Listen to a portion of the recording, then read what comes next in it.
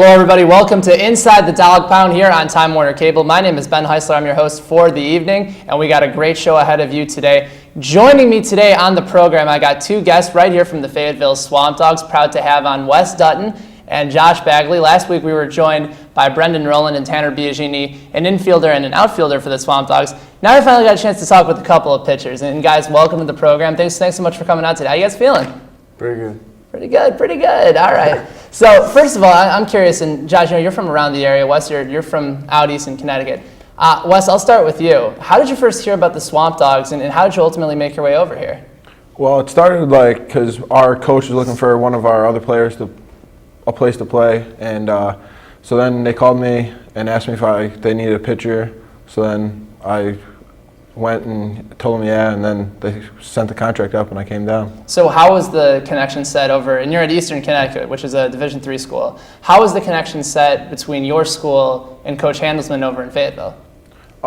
It was my pitching coach at school was just calling around, and that's how I found out about it. And Josh, how did you end up in Fayetteville? This is obviously a place that's pretty darn close to you. Yeah, I've been coming to the games for 3 or 4 years, and then just talking to my coach this year and previous players from Pembroke playing. So was there the connection, the fact that McGovern was coming, the fact that Brian Willis has had experience here, did that allow you to sort of come in and feel comfortable right away knowing that your teammates were going to be there? Definitely. So we're visiting here with Wes Dutton and Josh Bagley here on Inside the Dog Pound. Now, Josh, you grew up in the Hope Mills area. You pitched at Southview. And what's that feeling like to play for a hometown team and also be able to play in front of your family and friends on a regular basis this summer? It's a good feeling. Family, they really don't have a chance to come down to Pembroke much and watch me pitch. And friends, they never do. So it's going to feel good throwing if I ever get the chance to throw at home. And what about you? Coming from Connecticut, it's a whole new experience, a different style of ball. What's this experience so far been like for you? It's been a good experience. The players down here are good, so it's a good experience, and it's been fun.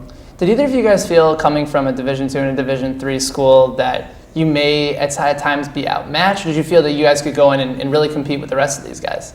Oh, definitely. I always felt like there was never too much competition one-sided or another. Never? That's good. That's good that you were able to come in and really keep that competitive balance so far. Now, both of you guys are pitchers, and so far on the show we've had on Matt Skirving, Brendan Rowland, Tanner Biagini. All these guys are position players, and so I'm curious to get a pitcher's perspective on this next question. Is it more difficult being a pitcher to stay mentally prepared each and every game because you're not always going to be in the lineup? Josh? I don't think I think if you're coming out of the bullpen, you always have to be ready. So you don't really have the chance to get into a routine like a starter or position player would. Well, let me follow up with this. You're a starter, and you also had a chance to pitch out of the bullpen. So did you expect in that game, it was against Columbia, that you may have to go in and start pitching out of the bullpen? Did you know that was something you might have to be prepared for? Yeah, JP told me the day before I was going to come out of the pen. So, I was... What's that transition like? Well, I don't really know because, I'm used to having a routine. So throw a bullpen, long toss, and then in the game. And coming out the pen, I don't feel like I have that chance to. All right. Wes, do you think it's easy to stay mentally prepared as a pitcher and not an everyday player?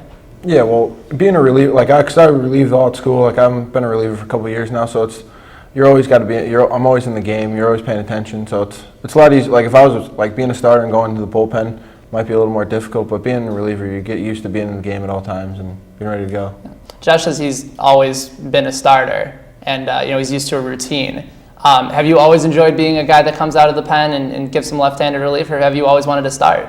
No, well, when I was in high school, I always started. But once I got to college, I started when I first came up, and then because we have a JV team, so I started there. But once I got to our varsity team, I was just relieving, so I've gotten used to that now. Now, part of the fun of the show is learning a little bit about you guys and sort of where baseball began in your life. What is your guys' earliest memory of picking up a baseball, throwing it around, maybe your first Little League game? Wes, I'll start with you on this one. You remember that first memory? It's tough. I don't know. I've been playing for a long time. I can remember vaguely some of my T-ball games, just running around aimlessly like all the little kids do. But it's always been fun. I remember pitching. So the biggest memory that I have was I pitched in the game. and I hit like 2 home runs in the game. And, Oh, nice. but that was probably one of the most that I remember, like Little League, like, so. Did you know as early as Little League that you wanted to pitch throughout maybe junior high, high school, into college? Or was that always the position that you wanted to perform with? Yeah, pretty much. What about you, Josh? What were your first memories of picking up a baseball, throwing it around, having some Little League? What was that like for you? It's about the same thing. T-ball, 20 kids running after the same ball.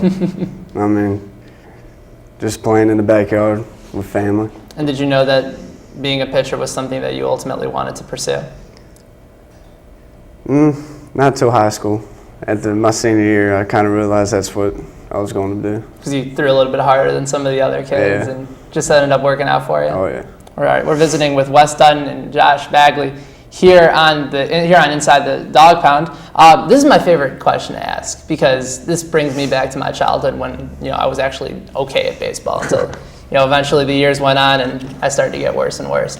But growing up, people always like to follow the different hitting stances of different players and different pitching styles, and so I'm curious by each of you guys, who was that pitcher that you grew up idolizing, and did you ever end up trying to steal their windup? And Josh, I'll start with you on this one. Yeah, John Smoltz. Smolty? Yeah, he was always my favorite pitcher, well, still is. And about freshman, sophomore year, I tried to mimic everything he did. And it just wasn't working out for me, so I just had to find something on my own. So that's funny, because I didn't throw that hard, so I always took after Maddox, and for whatever reason, I didn't have the same amount of success that he did. What about you, Wes? Who was the guy that maybe you idolized growing up? Well, Andy Pettit, I like. He's a lefty. He has a pretty good pickoff move. But to say I've mimicked, I wouldn't say that because like you gotta always have your own thing. Like people are more comfortable. Like I'm more comfortable just doing whatever. Because to try to mimic something is just makes it a little more difficult. You start thinking about it. So just letting your body do what it has to do makes it a lot easier. And final question for you guys for this segment. Obviously, you're both playing in the Coastal Plain League and for the SwampDogs to get better, to get noticed by scouts, and to improve your baseball status. But obviously, it's a very difficult game to get into. So if baseball doesn't work out as a career playing-wise, what do you guys see yourself doing in the future if you're not going to be playing baseball? Josh, what do you think you'd be doing for a career? Teaching. Really? Being a high school coach. So you want to keep baseball definitely a part of your life? Definitely. What about you, Wes? Yeah, well, at school I'm doing HPE, so I'll be a teacher and graduate with like a coaching minor. So I want to coach and go. I might even go into like sports medicine. So you guys just have such a love for sports. You want to continue to make it a part of your life. I wish you nothing but the best of luck. We'll be back with these guys, Wes Dutton and Josh Bagley, here on Time Warner Cable. It's Inside the Dog Pound on Time Warner Cable. We'll be back in just a few short minutes. Who let the dogs out? Who let the dogs out? Who let the dogs out? Who let the dogs? Do you ever wonder who cares for the soldiers and airmen who are far from home, protecting our freedom? Or for the families who are left behind to cope alone in strange new surroundings? Or for the wounded warriors who return to a life in transition? Fayetteville cares, and you can too. Through Fayetteville Cares, you can donate your time, services, or money to help make life a little easier for our military service members and their families. Visit FayettevilleCares.org to find out how you can help. Fayetteville Cares, by watching over those who watch over us. Who let the dogs out? Who let the dogs out? Who let the dogs out? Who let the dogs? All right, everybody, we are back. It's Inside the Dog Pound right here on Time Warner Cable. Ben Heisler here along with Josh Bagley and Wes Dutton from the Fayetteville SwampDogs. And guys, let's talk a little about the season so far, 4-5, and really you guys have won 3 straight at home, so things are finally starting to come around. And Josh and Wes, I'll ask this to you guys at first. What do you think's been working for you guys at home? Obviously, there's been a lot of support, but has that been it, Josh? Has that been the support that has just allowed you guys to relax a little bit when you guys are pitching and throwing? Yeah, I feel like it is because you got everybody in the stands cheering for you and taking your back for the umpires' bad calls and mistakes. So